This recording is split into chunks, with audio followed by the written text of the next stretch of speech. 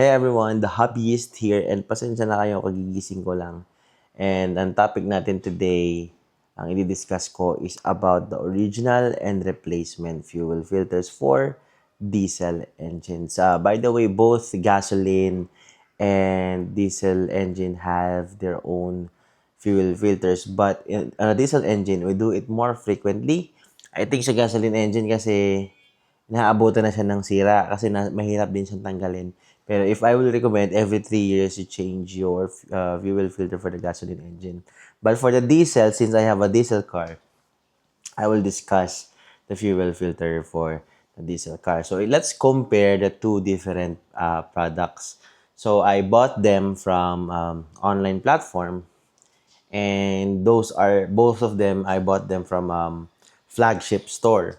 So kasi ako, meron kasi tayong recommended, pwede tayong mag-recommend ng specific part na pwedeng replacement. Ang general rule ko lang dyan, if it has something to do with the engine, like it's a sensor or whatsoever, you stick to the original part as much as possible. Kasi even though magkamukha sila and they're saying that they're just the same, the original, when I say original, galing siyang kasa talaga, or original talaga siya na distributor siya somewhere, mayroon yung slightest difference. For example, sa na-experience ko sa clutch kit, when I replaced my 2019 Navara EL clutch kit with replacement, I think the brand is XCD. Yes, they're just the same, pero sa idle, maririnig mo may rattling sound. So, nanginginig yung mga spring niya compared to the original one. And I replaced it with the original anyway. So, nadoble gastos ako.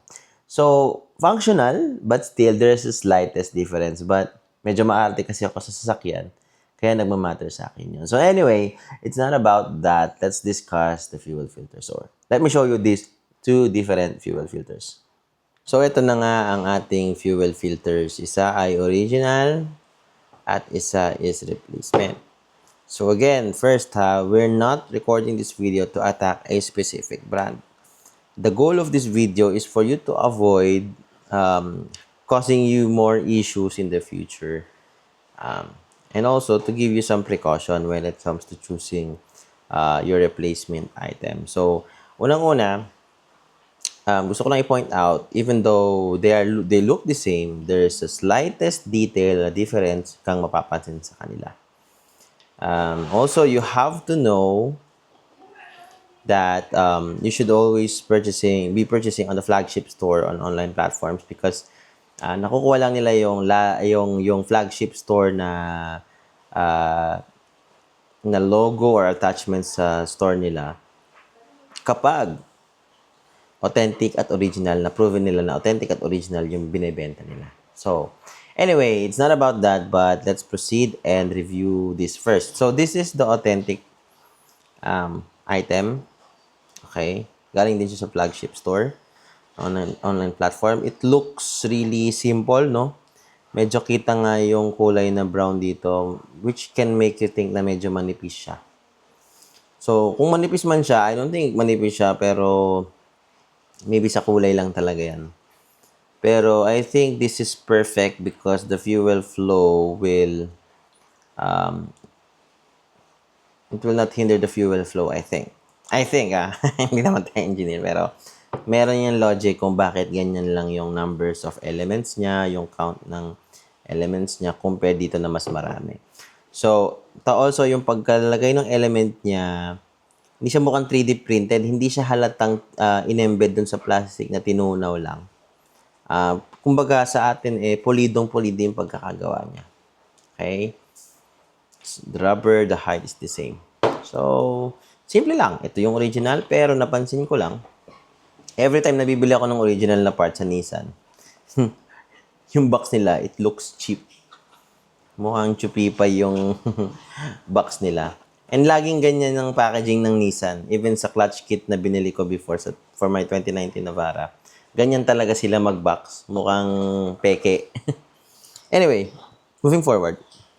So, this is the Vic fuel filter. Okay? The other one is, I think, UFI.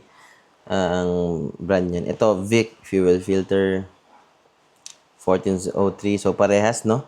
Parehas na parehas yung part number nila. Okay, yung box niya, punta muna ako sa box. Mukhang mas okay, mas matibay siya. And mapapansin nyo, meron siyang mas maraming element, no? Yung occurrence ng pinaka-element niya compared dun sa ating original. Mukhang mas masikip yung ano niya, daanan ng fuel. Pero, ito yung mga napansin ko. Unang-una, mukhang 3D printed yung plastic niya. Mukhang halata na tinunaw bago idikit yung element dun sa plastic. Ayan, no? Hindi ko alam kung pansin nyo sa camera. Pero ayan, nakita nyo? Ito yung binabanggit ko. So, the same item, small detail, small difference. Yung pagkapulido, iba pa rin when it comes to the original part. Now, you might think na mas makapal, mas maganda. So, hindi ko alam, pero maybe this can cause lower pressure on your common rail. Yung fuel sa injector nyo, yung pinaka-fuel pressure mo, mas bababa ng slightest. So, also, napansin ko rin, ang hindi ko nagustuhan dito, again, I'm just stating the facts here. Hindi tayo bayad or whatsoever. Pansin niyo yan? Pansin niyo yung mga himulmol? Ayan. Ayan ang ayaw na ayaw ko dyan. So, parang nagbe-breakdown na yung element niya. So, ano bang ibig sabihin yan? So, when these contaminants, hindi ko alam kahit pulido yung nasa loob kasi dito dadaan yung fuel eh. Tapos dito yung filtered na fuel na. Okay, yan yung flow niyan. So, dito mapunta yung mga dumi. Pero, again, magagano'n man, hindi ko sure kung meron tayong contaminant sa loob, kagaya ng mga himulmol na yan. Hindi natin masasabi. Wala kasi akong camera na pwedeng ipasok doon. Iyan ay pag bumara sa fuel injectors nyo. Sira yan. Babara yan. Okay? Kahit sabihin nyo, hindi, pwede naman i-reassemble yung fuel injectors namin. Hindi na yan babalik sa dating original state niya kasi may calibration yan. And that will cost you ang tumataginting na 39,800 plus or even more right now. At bakit ko alam, I learned my lesson the hard way from my 2019 Nissan Navara. Nasira ang injector ko because of the replacement fuel filters na hindi ko alam kung bakit. Napakalaro ng isip ko, nag-try ako mag-replace ng original. Siguro nagtitipid. Lahat naman tayo nagtitipid. Alam natin mahirap ang buhay. Pero mas mapapagastos ka lang. So, yun lang naman ang sa akin, pero still in the end of the day, ikaw pa rin na masusunod, sasakyan mo yan. We just recorded this video for you to set some boundaries and precaution pagdating sa pagbili ng replacement item. Now, if you found a replacement item na you think na parang talagang ginaya talaga nila even yung count ng ganito, ng element niya, and pulido yung plastic niya, and you think na talagang yung contaminant sa loob, walang contaminant sa loob, or hindi naghihimol-mol, then so be it. Nasa sa inyo yan. Kayo pa rin na masusunod dyan. Pero kung ako magre-recommend, again, I will stick to the original fuel filters. Now, last but not the least, lahat ba kailangan palitan namin ng original? Hindi ba namin pwedeng gumamit ng ganitong brand? Actually, no.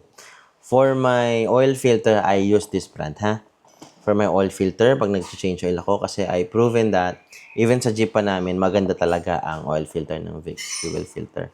So, compared to the original one ng Nissan Navara na parang nasa 1,000 plus or 2,000 yung oil filter niya, I rather choose Vic kasi nagtitipid din naman ako.